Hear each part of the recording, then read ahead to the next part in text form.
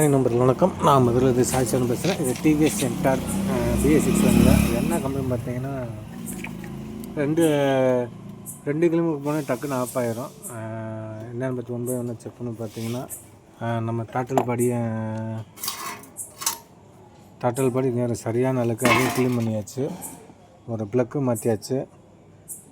ஏர் ஃபில்ட்ரும் போட்டாச்சு. இங்கே ஏர் filter original போட்டிருக்கு.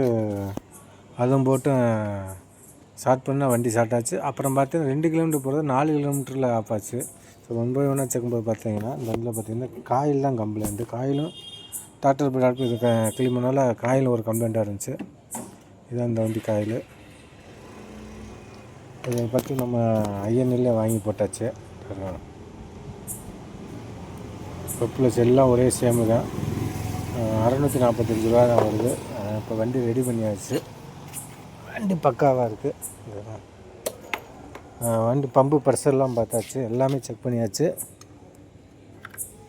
ஆனால் மார்க்கெட்டில் எதுவுமே இல்லை. ஆனால் ரன்னிங்கில் பார்த்தீங்கன்னா 5 கிலோமீட்டர் வண்டி ஹீட் ஆகினா டக்குன்னு ஆஃப் ஆகிடும்.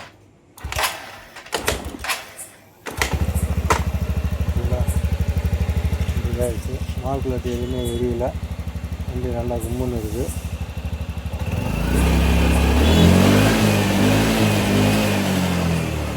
நல்லா இருக்குது.